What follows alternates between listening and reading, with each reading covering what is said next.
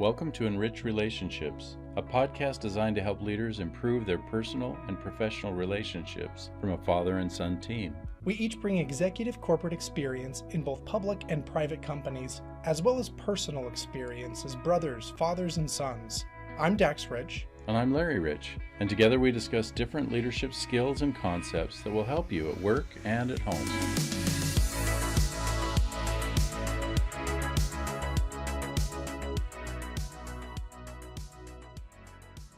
I remember when our kids were young, my wife and I took a class, and it dealt with saying what you mean and meaning what you say. And I remember one of the quotes that they shared with us was, and as parents, we hear ourselves say something like this often, if you don't do this, this is going to happen. And a lot of times it's something crazy like, I'm going to kill you if you don't do this. Or if you don't do this, some other thing that makes no sense. Or another line that's common is, how many times have I said this to you? Or how many times have I told you to do this? Or I've told you 1,000,000 times too. Well, how ridiculous. A, were we counting? And B, why would we say that? I mean, why are we asking a child or even an adult? Why would we say those kind of things? So one of the lessons that really came from that, and that I think about a lot as far as relationships, are saying what we mean and meaning what we say, because that requires a lot of self-discipline. It comes across first that we might be disciplining another person, but in reality, we're really trying to discipline ourselves so that when we say something, we've thought about it, we understand why we're saying it, and then not only do we say it with confidence, but we also say it with an objective in our mind that is beneficial to the relationship. Well, and I've got two stories to kind of build on that. So the first one is just a recent one where a manager I once had sat down with me and said, hey, whatever you need from me, I will always be there to help out. And, that's kind of that generic thing you hear from a leader. I'll be there for you. Whatever you need, just let me know. Thank you for that. But a future meeting, they actually were a little more specific with me. And they said, hey, when you're writing this document, I want you to know that I will be there to give you as much feedback as you need so you never feel uncomfortable going into a business proposal meeting. I said, that's really helpful. Thank you for being so specific. A couple days later, I reached out and I said, okay, I do have some questions here. This is my first time doing it. What would you say I do X, Y, and Z? How do I update this? Whatever. The boss never responded. I said, okay, well, maybe they were just a little busy, so I'll reach out to them again the next day. Nothing.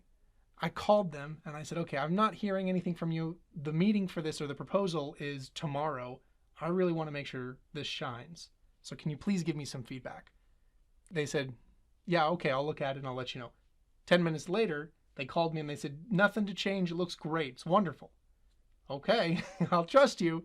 And as I go into that business proposal meeting, you can see immediately the faces of the senior leadership who's saying, this isn't how we do this, or who told you to write this, or I don't know what you're saying here, whatever, and valid feedback, but feedback that this leader of mine could easily have caught any of the other times I'd asked. So what that did for me by walking into the lion's den and not being prepared was made me feel incredibly uncomfortable, put me in a very vulnerable situation where it was hard to accept the feedback, not because I didn't like the feedback, but because I was so taken aback. A previous leader had just told me, oh, it's great. And now leaders at that same level are saying, not even close. You're on the wrong ship there, buddy. And that is hard to hear, no matter who you are, no matter how good you are at taking feedback. So that's the first thing. But the second thing is I also felt an extreme lack of trust with that leader. They had told me very clearly if I needed help, turn to them and they would give me that help. They didn't give me that help, and so now I have lost that trust completely with them. And the second story is with my dad and my mom. One thing that I remember vividly about what they would always do is when we were being a little loud, rambunctious, or maybe acting inappropriately as kids in a situation, my parents would say, if you don't stop, we're going to leave right now and we're going to go sit in the car. And this could be at a restaurant, it could be at a movie, it could be at any sort of public event. But the point was, if we didn't stop, we would all be taken out, or at least me who was acting out, and then my parents, who really wanted to be there too, we would all leave and we'd go sit in the car. And we definitely tried their patience by pushing it, and my parents stuck to what they said, and we'd go sit in the car. And it wasn't fun for anybody. It wasn't fun for us, obviously, because we wanted to be in there, but especially for my parents who really wanted to be in that activity or didn't want to be sitting in a hot car and listening to us scream our heads off and complain. But the point is, my parents always delivered when they gave some sort of warning. And like my dad said at the beginning, it wasn't, we're going to kill you if you don't shut up. It's, we're going to go sit in the car, which is an actual threat. But they went along with it. And what that taught us as kids is if we push the envelope, we're going to get that punishment. It doesn't matter what that punishment is. My parents mean what they say. And so we learned to respect that and to trust my parents a lot more quickly. And not only on threats, but on other things as well, because we knew that even if it wasn't fun for my parents, when they said something, they meant it. And I remember, obviously, this required a lot of communication between my wife and myself as far as, because we had to be on the same page. One of us couldn't say it and then the other one go, no, or undo that or anything like that. So it did require a lot of communication. And in a leadership position, that may require some communication between leaders before things are said to a team. But either way, it's critical in a relationship that you say what you mean and you mean what you say.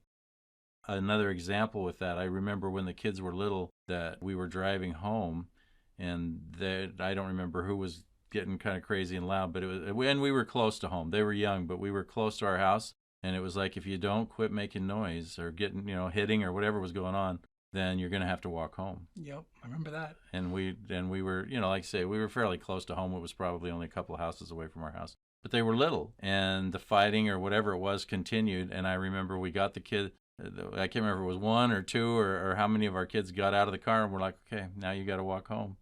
And they kind of looked at us funny, like, you really don't mean this, right? And it was like, get out of the car. And they got out of the car, and we drove home. And they had to walk. And again, it wasn't that far. But at the same time, they learned that if you continue this, this is what's going to happen, that's what was going to happen. And again, this is something that was really important for my wife and I to talk about so that we were on the same page, so that either of us could say it and that either one of us would mean it. And the kids would know that too, that it's like, it never was if mom says it, she doesn't really mean it.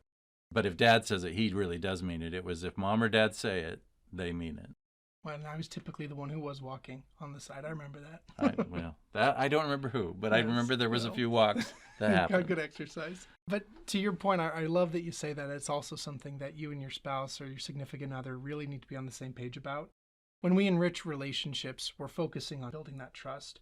And the trust that exists by saying what you mean and meaning what you say really does affect every facet of our lives, especially with our spouse. While there's a lot of stories I can share, I can just sum it up by saying my wife and I build trust with each other when we deliver on our promises.